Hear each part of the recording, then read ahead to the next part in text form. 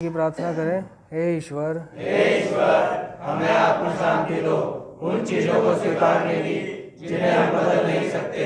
हिम्मत दो उन चीजों को बदलने की जिन्हें हम बदल सकते हैं, और इन दोनों में भेद जानने की सद्बुद्धि दो।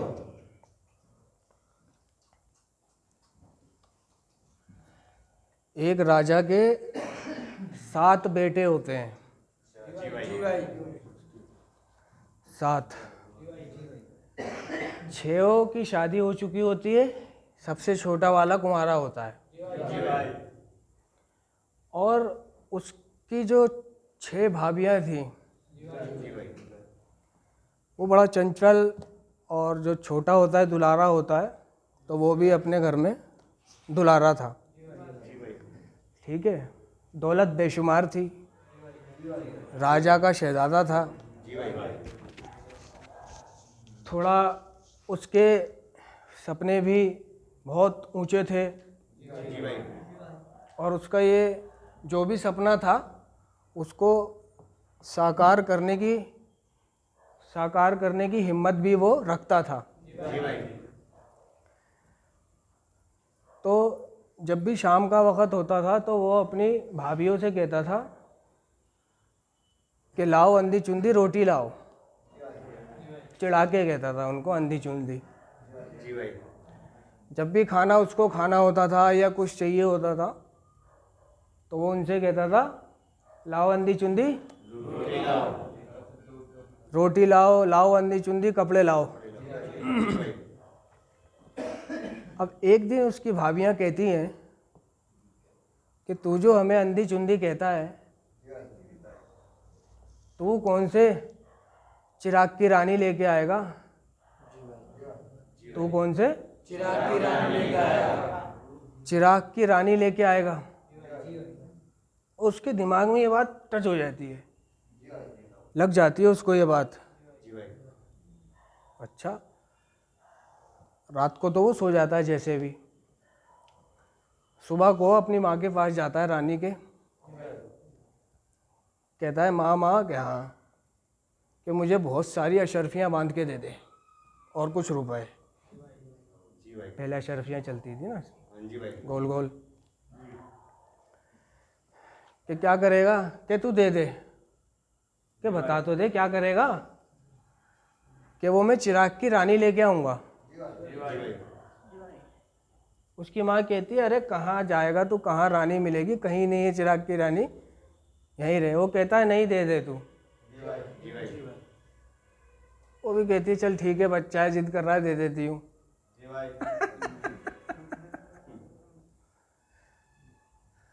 अब वो उन्हें लेकर निकल पड़ता है। रास्ते में एक जंगल पड़ता है। उस जंगल के रास्ते में से सामने से क्या देखता है कि एक हवलदार एक चोर को पकड़ के लेके आ रहा होता है। ये इधर से जा रहा है, हवलदार और चोर उधर से आ रहे हैं। अब ये दोनों बराबर से गुजर के ये इधर निकल जाते हैं, ये इधर चला जाता है। अब ये थोड़ी दूर जाकर सोचता है और आवाज देता है, कहता है दरोगा साहब ठहरो। वापिस आता है, कहता है कि आप इसको क्यों ले जा रहे हो और कहाँ ले जा रहे हो? इसने क्या करा है? वो कहता है कि तुझसे मतलब, कि फिर भी बता दो। कहता है इसने चोरी करी है, इसे मैं हवालात ले जा रहा हूँ। शहजादा कहता है कि इसकी जमानत नहीं हो सकती? क्या हो सकती है? कि कितने पैसों में? कहता है 500 रुपये में। वो एक अशर्फी निकाल के और हवलदार को दे देता है, ये लो। हवलदार देखता है अशर्फी,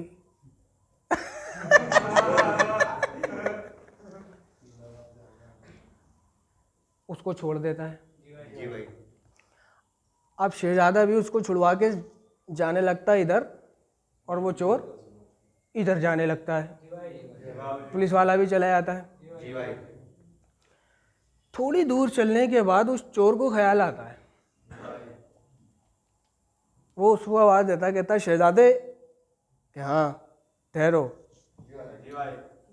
आता है उसके करीब, जी भाई। कहता है कि तुमने मेरी मदद करी है, जी भाई।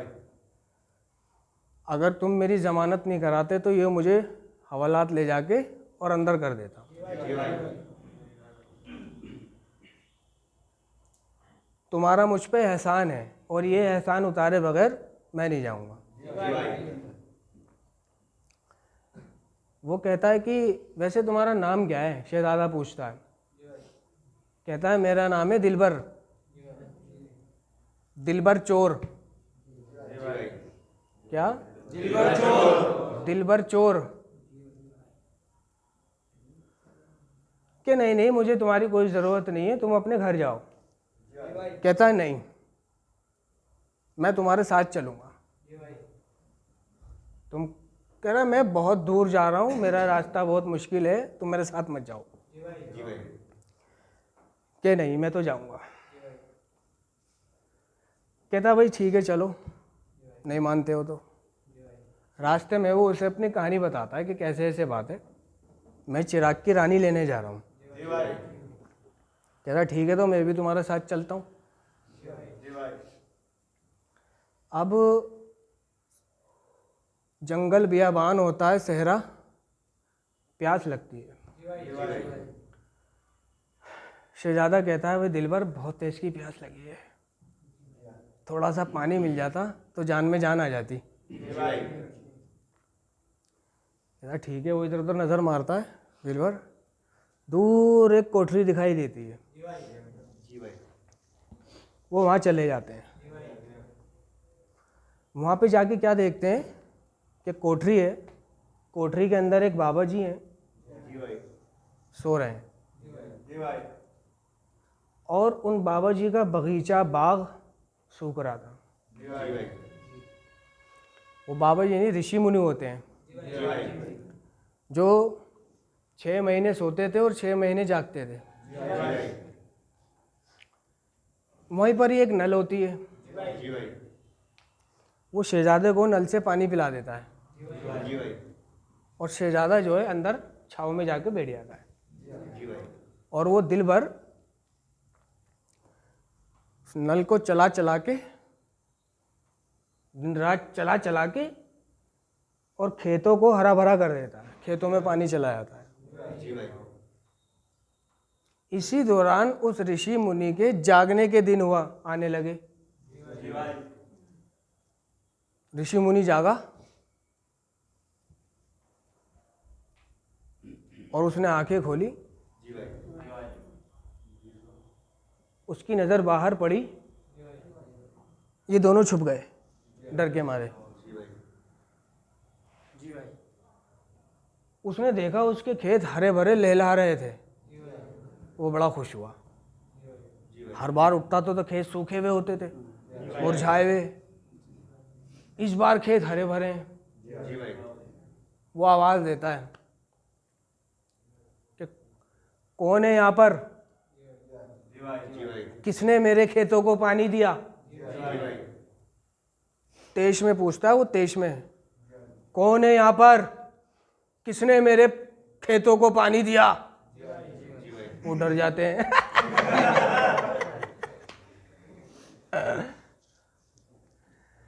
कि बाहर निकल जाओ, अगर मेरे 3 तक गिनने पे बाहर नहीं निकले तो जहां हो वहीं जला के भस्म कर दूंगा।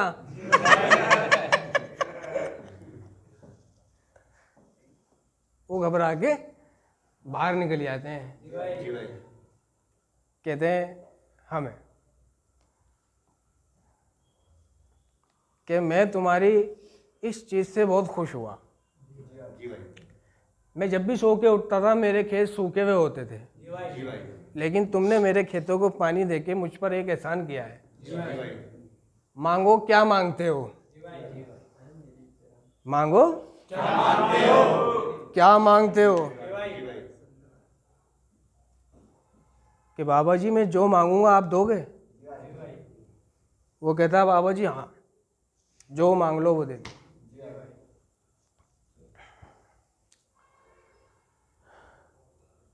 शहजादा कहता है बाबा मुझे चिराग की रानी दे दो, मैं चिराग की रानी की तलाश में निकला हूँ। बाबा जी कहते हैं चिराग की रानी असंभव।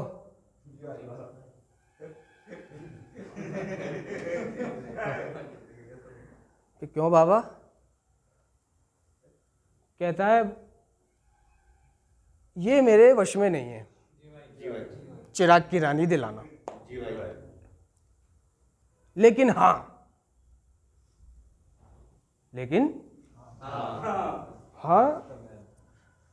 मैं तुम्हें रास्ता बता सकता हूँ। दिलबर कहता है कि ठीक है आप रास्ता ही बता दो। महाराज जी उन्हें रास्ता बताते हैं। कहते हैं बड़ा ही पुरखार रास्ता है, जंगल का रास्ता है, बड़े बड़े जंगली जानवर हैं उसके अंदर, शेर, सांप, बिच्छू, करकेटा, नेवला है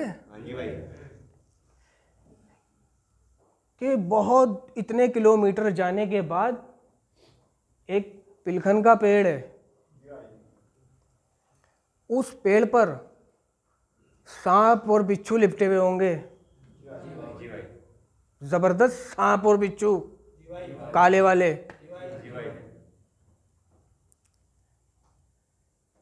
कि उस पेड़ के ऊपर एक पिंजरा है, उस पिंजरे में एक तोता है, उस तोते के अंदर एक डिबिया है,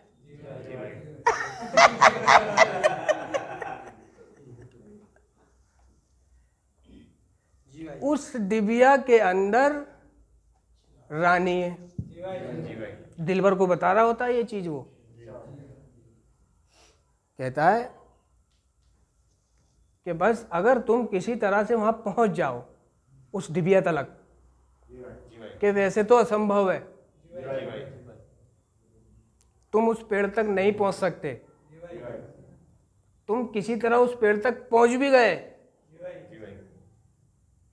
तो तुम देखोगे कि एक देव जिसकी जान उस तोते में है, वो देव भाग के आ रहा होगा तुम्हें मारने के लिए। फिर भी अगर तुम उस डिबिया तक पहुंच जाओ तो बस उस डिबिया को खोल के मत देखना घर जाने से पहले। तो ठीक है बाबा जी। बाबा जी तो रुको, ये लो अपने जादू से वो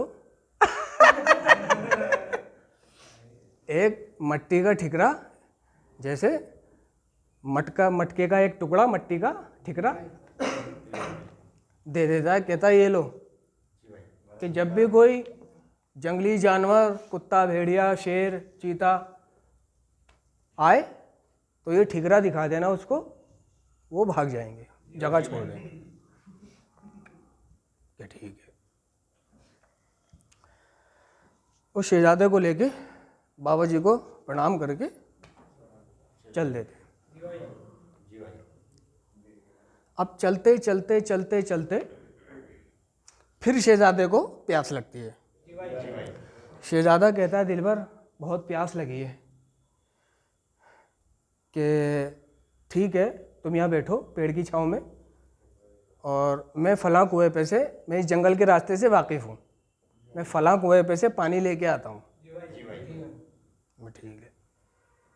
दिलबर जाता है कुएं के पास, कुएं में बाल्टी डालता है और पानी खींचता है। जैसे ही पानी खींचता है तो उसमें खोपड़ी आती है एक। कौन आती है? खोपड़ी। वो खोपड़ी कभी हंसती है कभी रोती है। कभी कभी रोती है, वो उसको नीचे फेंक देता है खोपड़ी को, फिर से बाल्टी डालता है, फिर से पानी खींचता है तो फिर खोपड़ी आ जाती है, वो खोपड़ी फिर हंसती है उसे देख के। उसे गुस्सा आता है, वो उसे नीचे फेंक देता है ना, फिर गुस्से में पानी निकालता है, खोपड़ी फिर आ जाती है उसके बाल्टी में, वो फिर ऊपर आके फिर हंसती है, कभी रोती है ना। वो इस बार उसको नीचे फेंकने के बजाय ऊपर ले आता है, ऊपर लाके कुएं की मुंडेर पे और एक ईंट ले लेता है उसको फोड़ने के लिए। तो वो उसको फोड़ने से पहले कहता है कि तू हंसी क्यों और रोए क्यों, पहले ये बात बता, नहीं तो मैं तुझे अभी फोड़ता हूँ। वो खोपड़ी कहती है कि रहने दो, मैं तो वैसे ही हंस रही थी।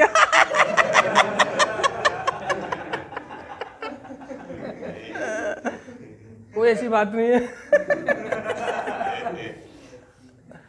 कहता नहीं, कोई तो बात है, बता क्या बात है, नहीं तो मैं अभी फोड़ता हूँ। कहती है कि सुन, अगर तू जानना ही चाहता है तो मैं तुझे बता तो दूंगी, मैं तुझे बता तो दूंगी। बता तो दूंगी। वो उसको सारी कहानी बता देती है और कहती है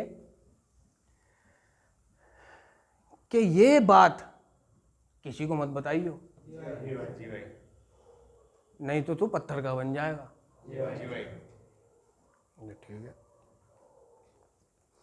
अब वो पानी लेके उसकी बात सुन के शहजादे को पानी पिला देता है, उसे सारी बात पता चल जाती है। फिर चलने लगते हैं उस पेड़ की जानिब। रास्ते में एक गांव पड़ता है, तो शहजादा कहता है कि दिलबर कि क्यों ना इस गांव से 2 घोड़े खरीद लिए जाएं पैदल चलने के बजाय। कहता है हाँ बात ठीक है, घोड़े खरीद लेते हैं। जाते हैं गांव में, अस्तबल जहाँ होता है, और वहाँ के मालिक से कि भाई 2 घोड़े चाहिए ज़बरदस्त। कितने के हैं? वो कहता है भाई 1000 रुपए का घोड़ा है। से ज़्यादा 2 अशरफिया निकाल के उसे दे देता, घोड़े पे बैठ जाते हैं। अब घोड़े पे वो सफ़र तय करते हैं। चलते चलते चलते उस पेड़ के करीब पहुंचते हैं। उस पेड़ के करीब पहुंचते हैं जो बाबा ने बताया था। वो पहचान लेता है उस पेड़ को कि हाँ यही है वो पेड़, ऊपर पिंजरा भी लगा हुआ होता है। शहजादा कहता है कि दिलबर तुम रुको, मैं जाता हूँ इस पेड़ के ऊपर। दिलबर कहता नहीं, मैं जाऊँगा, तुम यहीं रुको। कहता नहीं नहीं, मेरा काम है, मैं जाऊँगा। कहता है नहीं, मैं जाऊँगा, मैं तुम्हारा दोस्त हूँ, मैंने तुम्हारा साथ देने की वादा करा है, तुम्हारा मुझ पे एहसान है, मुझे तुम्हारा एहसान चुकाना है। कहता ठीक है तो तू ही जा, कि नीचे बैठ जाओ। अब वो पेड़ के करीब पहुंचता है, उस पर ये ज़बरदस्त सांप बिच्छू चिपके हुए होते हैं। वो ठिकरा दिखा देता है, जैसे जैसे ठिकरा दिखाता जाता है वैसे वैसे सांप उतरते रहते हैं पेड़ पे से, और वो ऊपर चढ़ता रहता है।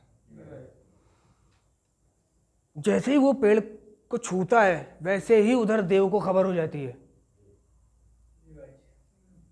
कि मेरी जान खतरे में। उधर देव सोता सोता उड़ जाता है। वो पेड़ के ऊपर पहुंच के उस पिंजरे को पकड़ता है, देखता क्या है दूर से कि एक देव आ रहा है भागा हुआ बड़ी तेजी से, चेन्नई एक्सप्रेस की तरह। किसकी तरह? हाँ, चेन्नई एक्सप्रेस की तरह। वो इस पिंजरे को खोलता है, देव और तेज भागा हुआ आता है। किसकी तरह?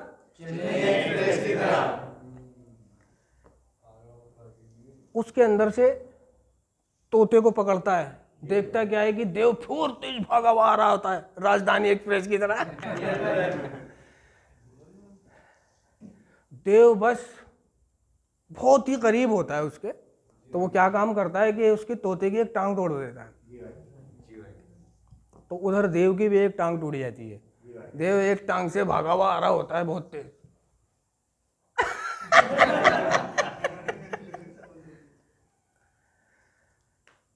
वो तोते की दूसरी टांग तोड़ देता है। तो वो देव उधर से लुढ़कता फुड़कता आ रहा होता है बहुत तेज।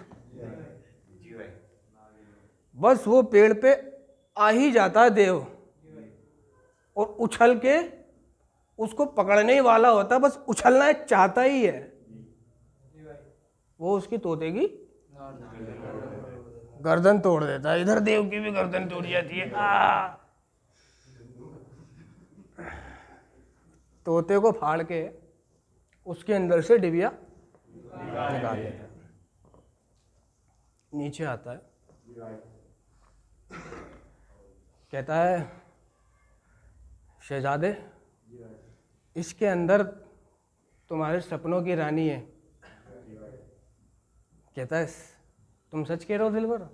क्या? हाँ, कि इसके अंदर वो तुम्हारे रानी है जिसकी तलाश में तुम निकले हो, कि मगर इसे खोल के मत देखना। ठीक है, मैं अभी आता हूँ, मैं अभी आता हूँ, इसे खोल के मत देखना। अब शहजादा जो है एक्साइटमेंट में, उसे सब्र नहीं हो रहा होता है जब डिबिया उसके हाथ में आ जाती है ना? होता है सब्र जब रात भर टूटन में पड़ा हुआ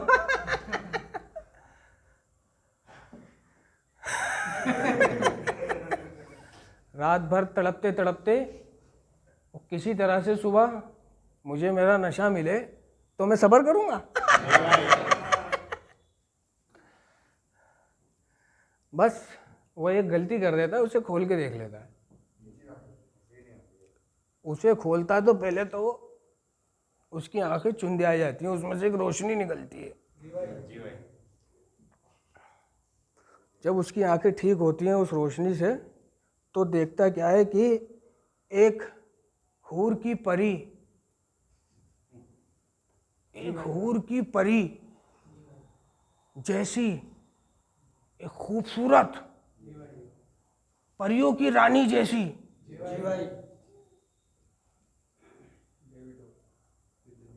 एक खूबसूरत लड़की खड़ी हो जाती है सामने, लाजवाब।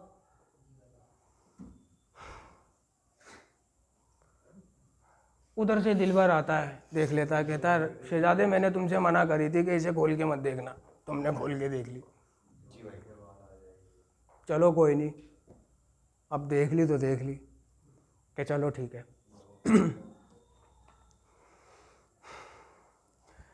बिठा लेता है शहजादा रानी को घोड़े पर, चलने लगते हैं बातें करते करते। तो थोड़ी दूर चलने के बाद दिलबर कहता है कि शहजादे मैं कभी कभी सोच रहा हूँ कि तुम काम के भी शहजादे हो या नाम के ही शहजादे हो। कहता क्या बात हो गई, क्यों, ये क्या कह रहे हो तुम? कि हाँ, घोड़ा तो ऐसे चला रहे हो जैसे बहुत बड़े घुड़सवार हो तुम। कहता है हाँ, मैंने बचपन से घुड़सवारी करी है, क्या हो गया? कहता है मुझसे रेस लगा के दिखाओ और जीत के दिखाओ जब जानूं। कहता है अच्छा ये बात है, हो गई?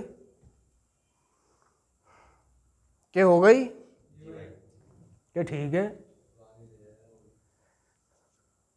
अब दोनों जो है अपने घोड़े को लगाम दे देते हैं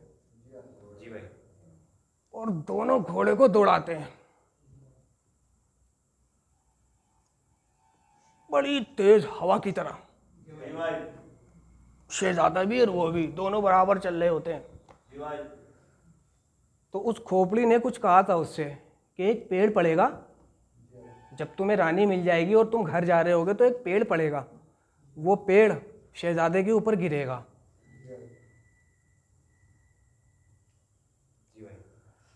तो शहजादा वो दिलबर चोर जानबूझ के अपना घोड़ा हल्के कर लेता है और शहजादा उस पेड़ के करीब से साए देसी निकल जाता है और पीछे से पेड़ गिर जाता है। वो मुड़ के देखता है, पीछे पेड़ गिर गया है, तवज्जो नहीं देता। कहता भाई मान गया, तुम सच में एक घुड़सवार हो। कि ठीक है चलो।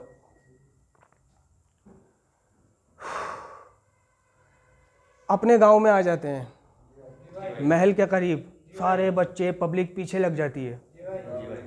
तो घोड़े पे रानी बैठी हुई होती है खूबसूरत, पूरा मजमा इकट्ठा और घोड़े के पीछे। अपने महल के दरवाजे पे पहुंच जाते हैं।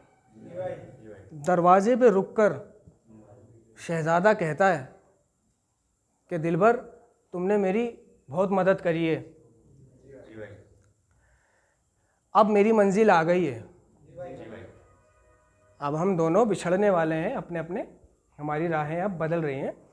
कि मांगो तुम क्या मांगते हो, जो इनाम तुम्हें चाहिए मैं दूंगा। वो कहता है सोच लो, जो मांगूंगा वो दोगे? कि हाँ, जो मांगोगे वो दूंगा। वो कहता है देख लो, दे सकोगे? वादा? कि हाँ वादा।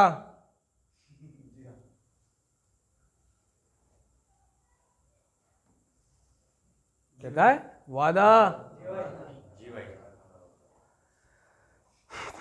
क्या मांगता है वो?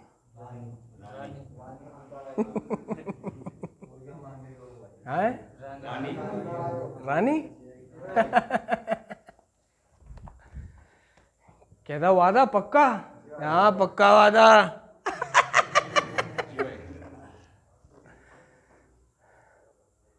कहता है मुझे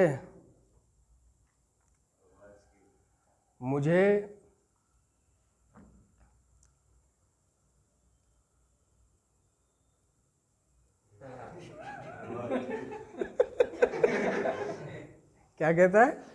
मुझे रानी चाहिए। कहता है मुझे ये तुम्हारे दरवाजे की चौखट चाहिए।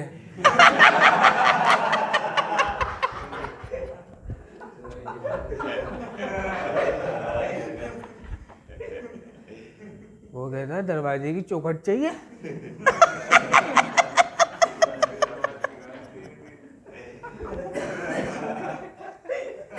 कहता है ये क्या मांग रहे हो दरवाजे की चौखट?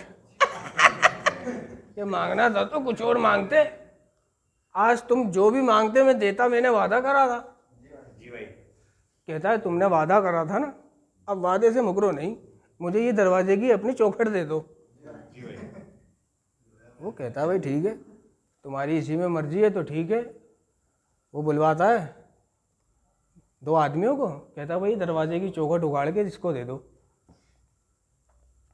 वो दरवाजे की चौखट उगाड़ के और दिलबर को दे देते हैं। और दरवाजे में ऐसे कोई घास फूस का हल्का फुल्का सा टेम्परेरी चौखट लगवा देते हैं, वैसे ही घास फूस की फट्टों की वैसे ही। ठीक है। तो शहजादा उस रानी को लेके जब उस दरवाजे के से अंदर घुसता है तो वो घास फूस की चौखट शहजादे पे गिरती है। गिरती है। ये उसको किसने बताया होता है? खोपड़ी ने। ठीक है भाई। और कहता है भाई रात बहुत हो गई है, तुम एक काम करो दिलबर, सुबह चले जाना। अब कहाँ जाओगे? कल चले जाना। तो ठीक है। अब रात को शहजादा और शहजादी सो जाते हैं, दिलबर भी वहाँ साइड में इधर को सो जाता है। जी भाई। उन दोनों के सोने के बाद दिलबर सोता नहीं है, जाग रहा होता है। जाग रहा होता है। 12 बजते हैं। जैसे ही 12 बजते हैं तो रानी की चोटी में से एक सांप निकलता है, नागन। रानी की चोटी में से सांप निकलता है, नागन। हाँ, एक काली जहरीली नागन निकलती है जो उसकी चोटी में से निकलकर और सीधे शहजादे को डसने जाती है। दिलबर वहीं अपने नीचे तलवार लेके सो रहा होता है। उसे पता है रात को 12 बजे इसमें से नागन निकलेगी। जैसे ही नागन निकलती है वैसे ही वो तलवार उठाता है और 2 टुकड़े कर देता है। खून की छींटें शहजादे के ऊपर जाकर गिरती हैं। वो उड़ जाता है। कहता क्या हुआ? कहता है कुछ नहीं शहजादे, सांप था, उसे मैंने मार दिया। कि सांप था, तुम सोए नहीं थे, तुम्हें क्या? उसको कुछ शक होता है शहजादे को। सोचता है, कहता इनने मेरे से वहाँ पे शर्त लगाई थी और पीछे एक पेड़ गिर गया था, मैंने ध्यान नहीं दिया। और जब मैंने इससे कुछ मांगने को कहा तो इसने मुझसे दरवाजे की चौखट मांगी।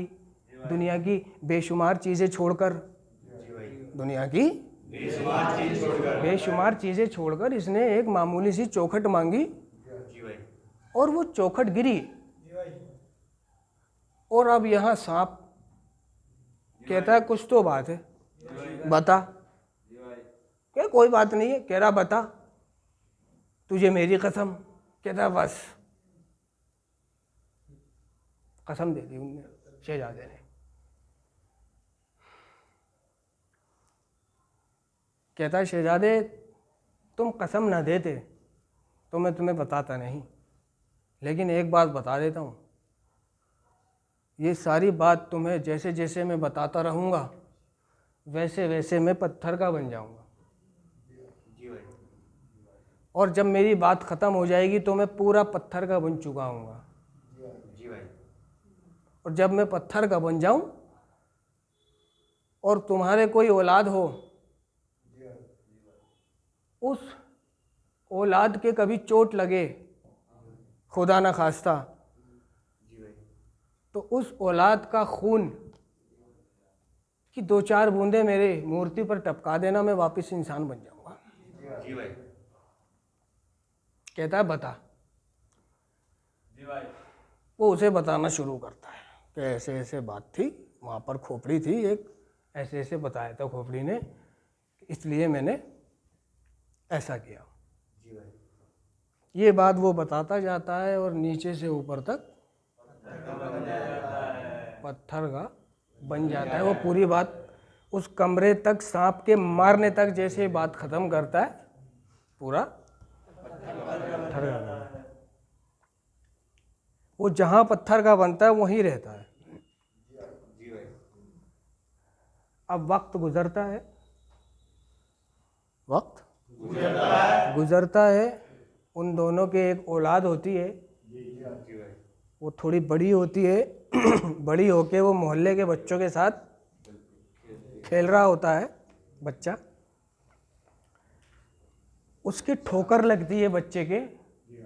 इसमें एक अरसा गुजर गया है। उसके ठोकर लगती है बच्चे के। कोई जाके रानी को बताता है कि आपके बच्चे के पैर में से खून निकल रहा है। वो रानी आती है, उसको बच्चे को गोद में लेकर घर आ जाती है और बच्चे के टपकते खून से उसे याद आता है रानी को वह मंजर। नहीं तो भूल भुलैया हो जाती है, बहुत साल हो गए। खून देख के उसे वो बात याद आती है और वो उस बच्चे का खून अपने लप में लेती है थोड़ा सा और उस मूर्ति पे टपका देती है। जैसे ही उस पे खून की बूंदें टपकती हैं, वो दिलबर की मूर्ति वापस इंसान बन जाती है। कहानी खत्म।